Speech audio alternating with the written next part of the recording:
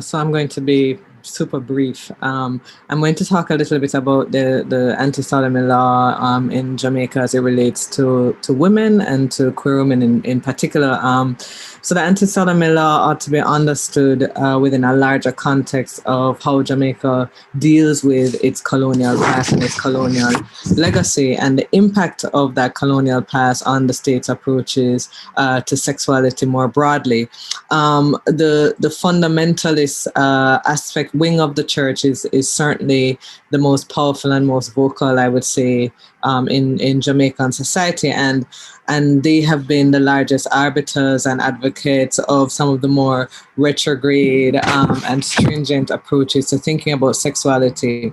Now, while the anti-sodomy laws have focused primarily on men, on queer men, it creates a larger environment of stigma on all queer subjects, including queer women. But one of the key things that I think we need to remember when we think about the church in Jamaica is the fact that their advocacy for the maintenance of the anti-sodomy law is often or almost always happening in conjunction with their advocacy for laws that seek to control women's bodies.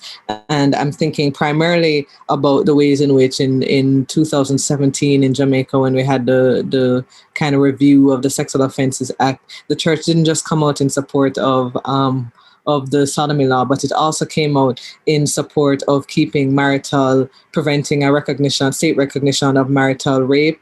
It was also very much, these are people who advocate very strongly against the right to choose, very, very kind of staunch supporters of keeping abortion illegal. And so I say that to say that the kind of insistence upon the church's insistence upon these kind of stringent approaches to sexuality operate in the context in a larger push to control women's bodies, to deny erotic autonomy of individual subjects. And so the key things that I want us to think about is that in the thinking around the church's approach to sexuality is that it also operates within a context that it construes women as mere objects of procreation, where sex is only for reproduction. Women are seen as property and are seen as subordinate to men. And this particular larger culture of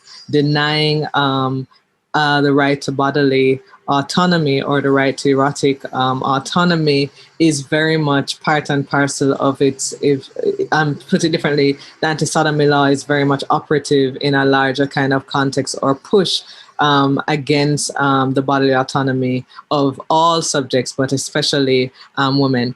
So this context creates a larger environment of stigma for queer women who are not only having to navigate homophobia, but who are also seeking to fight for the right to choose, to fight for the right to consent, to fight for the right for erotic autonomy. And one of the key issues that women face is that they are often completely invisible from the larger conversation around homophobia. So just to underscore that one of the key things that have come up in recent years is not just the church's push to control women's bodies, but the church's complicity in and silence around the violence that has been taking place in the church itself against women in recent years.